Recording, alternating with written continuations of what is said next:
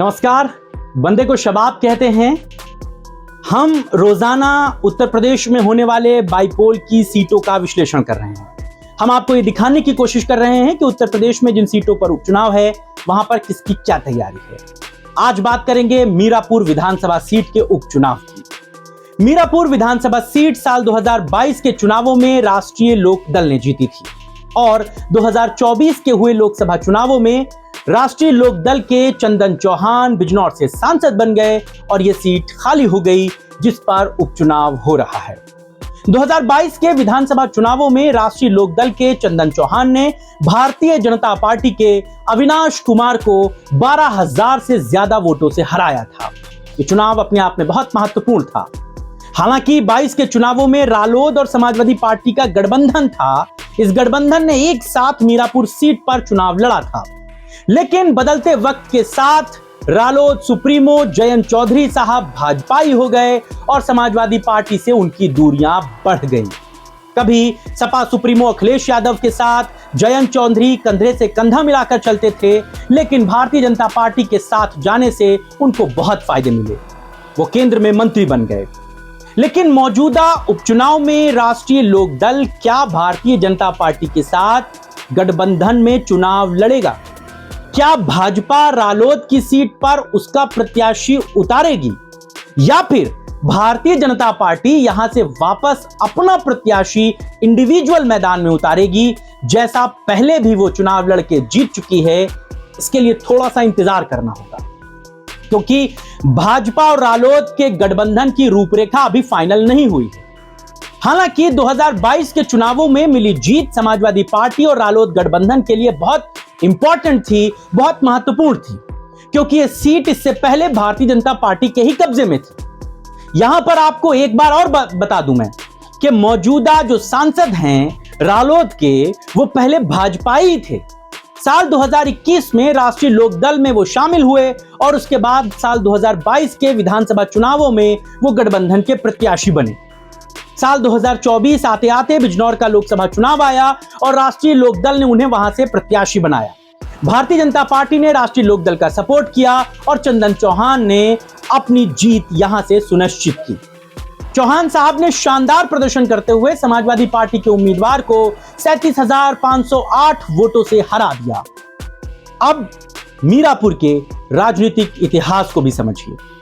मुजफ्फरनगर जिले की मीरापुर सीट जो है वो जाट और मुस्लिम मतदाताओं के ही इर्द गिर्द घूमती है। पूरी तरीके से ये सीट इन्हीं दो वर्गों पर निर्भर रहती है। यहां के चुनावी इतिहास में कई बार दलों और नेताओं का प्रभाव बदलता रहा है और इसकी शुरुआत हुई साल 2007 से, जब बहुजन समाज पार्टी के जमील अहमद ने दलित और मुस्लिम वोट बैंक को साथ इकट्ठा करके यहां से अपनी जीत का झंडा बुलंद किया। यह जीत बहुजन समाज पार्टी के लिए संजीवनी थी। हालांकि बसपा अपनी इस जीत के परचम को बरकरार नहीं रख पाई और साल 2012 में समाजवादी पार्टी के गुलाम मोहम्मद ने इस सीट पर इस बार चुनाव में बसपा का किला ढहा दिया और इन्हीं चुनावों के बाद अखिलेश यादव की उत्तर प्रदेश में मुख्यमंत्री के तौर पर ताजपोशी हुई। लेकिन इसके बाद साल 2017 में आई भारतीय जनता पार्टी की सुनामी में यह ताजपोशी, ये सीट भाजपा के कब्जे में चली गई और यहां से अविनाश कुमार विधायक बने। यह चुनाव भाजपा की भारी लहर के साथ आया था, जिसमें उत्तर प्रदेश में भाजपा ने जबरदस्त जीत हासिल की थी।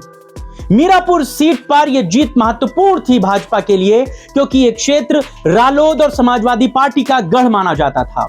जाट और मुस्लिम मतदाता यहां सबसे बड़ी तादाद में थे। मीरापुर के अगर जातिगत समीकरणों को मैं आपको दिखाऊं, मैं आपको बताऊं, तो आप ये बात समझेंगे कि मीरापुर विधानसभा सीट का जातिगत समीकरण उत्तर प्रदेश के पश्चिमी हिस्से के दूसरे क्षेत्रों की तरह जाट और मुस्लिम समुदायों पर ही निर्भर रहता है। मीरापुर में जाट और मुसलमान के साथ ही दलित समुदाय की सबसे ज्यादा आबादी है। जाट मतदाता पारंपरिक रूप से चौधरी चरण सिंह और उनके बेटे चौधरी अजीत सिंह के नेतृत्व वाली रालोद को हमेशा समर्थन करते रहे हैं। प्रत्याशी किसी का भी हो, रालोद के नाम पर यहां पर जाटों का बड़ा वोट पड़ता रहा है। लेकिन साल 2017 में भारतीय जनता पार्टी ने इस जाट वोट बैंक में लंबी सेंधमारी की भाजपा की तरफ बहुत हद तक जाट समुदाय के लोग जुटे। मुस्लिम समुदाय की अगर मैं बात करूं तो मीरापुर में मुस्लिम मतदाता बड़ी आबादी में हैं और वो चुनावी परिणामों को प्रभावित करने में इंपॉर्टेंट रोल निभाते हैं। साल 2012 में समाजवादी पार्टी के गुलाम मोहम्मद ने जीत दर्ज करके इसका उदाहरण पेश किया है। मुस्लिम मतदाता रालोद और समाजवादी पार्टी के लिए, गठबंधन के लिए उस समय बहुत वैल्यू कर रहे थे। 2022 के चुनावों में भाजपा को हराने में इन सभी वर्गों का गठबंधन को वोट देना बहुत इंपॉर्टेंट रहा और इसी वजह से भाजपा वहां पर हार पाई। दलित वोट बैंक भी यहां पर इंपॉर्टेंट है, लेकिन बहुजन समाज पार्टी के लिए यह पारंपरिक समर्थन का आधार रहा है। 2007 में बहुजन समाज पार्टी के जमील अहमद की जीत दलित और मुस्लिम वोटों के गठजोड़ का ही नतीजा थी, लेकिन धीरे धीरे बसपा के गिरते ग्राफ ने इस वोट बैंक को भाजपा, सपा और रालोद की तरफ शिफ्ट किया है। दूसरी पिछड़ी जातियों में सवर्ण और तमाम दूसरी जातियां भी हैं, लेकिन ये चुनावी राजनीति को कम प्रभावित करती हैं। यहां पर जाट, मुसलमान और दलितों का समीकरण ही चुनावी नतीजों में निर्णायक होता है। वापस आपको लौटा कर लाते हैं यहां के उपचुनावों पर, क्योंकि राष्ट्रीय लोकदल का इस सीट पर अच्छा प्रभाव रहा है, तो उम्मीद इस बात की जाती है कि अगर आरएलडी का उम्मीदवार इस चुनाव में मजबूत स्थिति में उतरता है तो उसके लिए कुछ रास्ते आसान हो सकते हैं, खासकर अगर आरएलडी और भाजपा का संयुक्त प्रत्याशी मैदान में उतर आए। भाजपा के पास भी यहां पर एक मजबूत आधार है।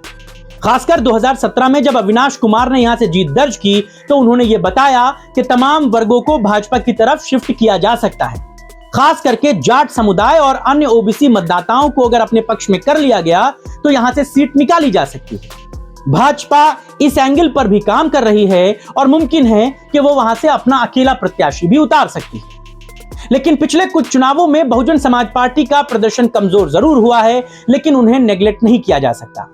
अगर दलित और मुस्लिम मतदाता संगठित हो गए तो बहुजन समाज पार्टी के लिए भी मुश्किलें नहीं होंगी। यही कमोबेश स्थिति समाजवादी पार्टी के लिए भी बनती है। जाट, मुसलमान और दलित वोटों में सेंधमारी करके समाजवादी पार्टी अपने सिस्टम को मजबूत कर सकती है और इस सीट को अपने फेवर में बना सकती है। समाजवादी पार्टी के उम्मीदवारों ने यह करके भी दिखाया है। हालांकि 2022 के विधानसभा चुनावों की जीत के बाद इस बार समाजवादी पार्टी अकेले चुनाव लड़ेगी।